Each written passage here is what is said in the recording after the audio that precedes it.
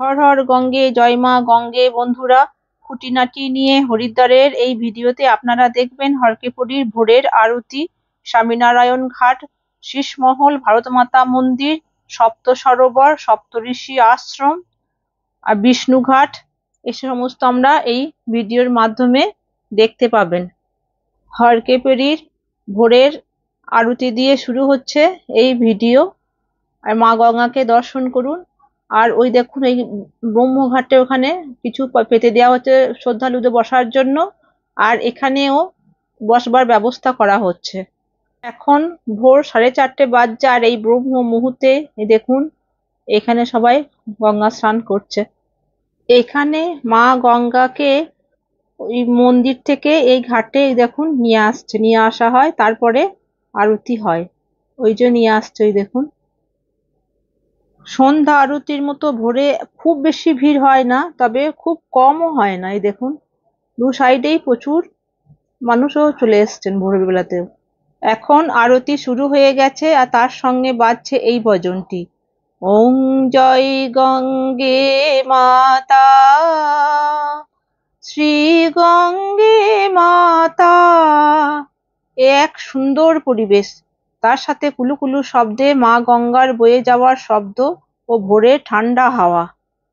ব্রহ্মঘাটের এই মন্দিরে মা গঙ্গার মূর্তিগুলো থাকে। এই আরতির সময় ঘাটে নিয়ে যাওয়া হয়, আর আরতি শেষ হয়ে গেলে মূর্তিগুলোকে এখানে আবার নিয়ে আসা হয়। এই দেখুন, সব নিয়ে এসে দেখুন ঠিক জায়গায় আবার রেখে দিচ্ছে মা গঙ্গার মূর্তি। ব্রহ্মঘাটের পাশে সুভাষ ঘাট, এটাকে নাই ঘাটও বলে, কারণ এখানে অনেকেই মাথা নাড়া করেন। এই দেখুন, সব মাথা নাড়া করছে।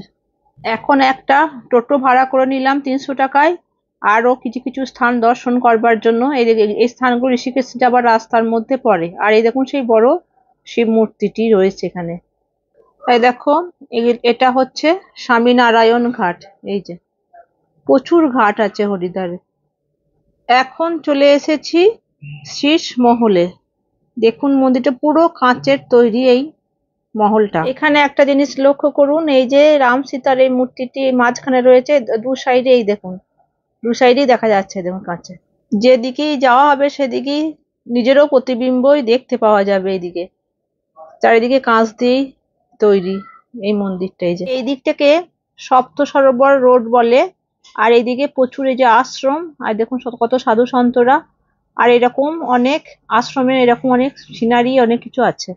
এটাও একটা আশ্রম, মঙ্গল কলস। এই যে, আর এই রাস্তায় জায়গায় জায়গায় সাধু সন্তদের দেখা মিলবে এই রাস্তার মধ্যে। এখন চলে এসেছি ভারত মাতা মন্দিরে। 8 তল বিশিষ্ট এখানে উপরে যাওয়ার জন্য সিঁড়ি ও লিফট দুই আছে। নিচে ভারত মাতার মূর্তি আছে, তার উপরে বিভিন্ন ফ্লোরে স্বাধীনতা সংগ্রামী সমস্ত দেশপ্রেমিকদের প্রতি শ্রদ্ধা জানাতে নির্মিত বিভিন্ন চিত্রপট আছে। এছাড়া সুর মন্দির, মাতৃ মন্দির, শক্তি মন্দির, আর সবার উপরে আছে শিবজির মন্দির। আর এই সবারই নিচে দেখুন ভারত মাতার মূর্তি রয়েছে। এবার এলাম সপ্তঋষি ঘাটে। এই স্থানে মা গঙ্গা 7টি স্রোতে বা ধারায় বিভক্ত হয়েছে। এটি 7টি ঋষির আশ্রমস্থল বা আরাধনা স্থল। এখানেই তারা ধ্যান করতেন। এই যে 7টি ঋষিকে এখানে দেখানো হয়েছে।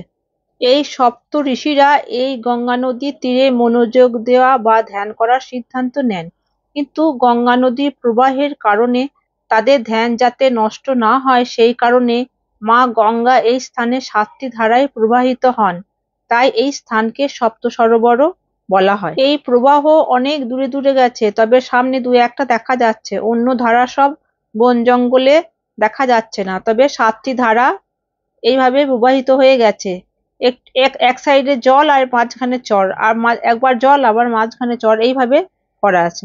এখানে পাণ্ডবদের মূর্তি রয়েছে, যা দেখায় তারা স্বর্গে যাবার আগে এই স্থান দিয়েই গেছেন। এই যে এই দেখুন, এমনকি কুটিও রয়েছে।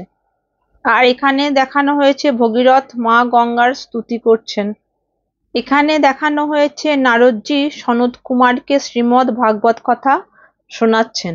এখানে দেখানো হয়েছে ধৃতরাষ্ট্র মাতা কুন্তী ও গান্ধারীকে কিভাবে মোক্ষ লাভ হয় সেই ব্যাপারে বলছে। এই যে এখানে পার্কের মতো এরকম করা আছে, আর এই সবগুলো এখানে এইভাবে দেখানো হয়েছে।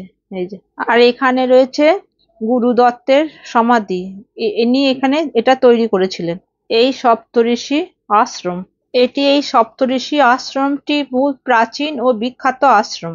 হরিদ্বার স্টেশন বা বাস স্ট্যান্ড থেকে 5 কিলোমিটার দূরে। এই আশ্রমে সারা বিশ্ব থেকে ঋষি সন্তরা আসেন। এটি শিক্ষা ও বিশ্বাসের কেন্দ্রবিন্দু হয়ে গেছে। এখানে সব ঘরগুলো কুঠি নাম্বার হিসাবে আছে। এই যে, এই দেখুন সাইডে সব লেখা। চারিদিকে প্রচুর গাছপালা, নির্জন পরিবেশ। আর এই ঘরগুলোর মধ্যে সবকিছু আছে, এসি, কিচেন সবকিছু করা আছে। আর এখানে অনেক মন্দিরও রয়েছে। এই যে, অনেক মন্দির আছে এখানে। এই যে ভেতরে অনেক বড় এলাকাটা। এইখানে রয়েছে এই যে যজ্ঞশালা। এখানে যজ্ঞ, হোম যজ্ঞ সবকিছু এখানে করা হয়। এই যে, আর এই সাইডে ভোগের ব্যবস্থাও আছে। এই দিকটায় রান্না হয়, খাওয়ানো হয় এই দিকটায়। এরপর আমরা চলে আসলাম বিষ্ণুঘাটে। এই ব্রিজটা পেরিয়েই বিষ্ণুঘাট। এই ঘাটটা বেশ শান্ত, নির্জন। এখানে ভিড়ভাট্টাও নেই।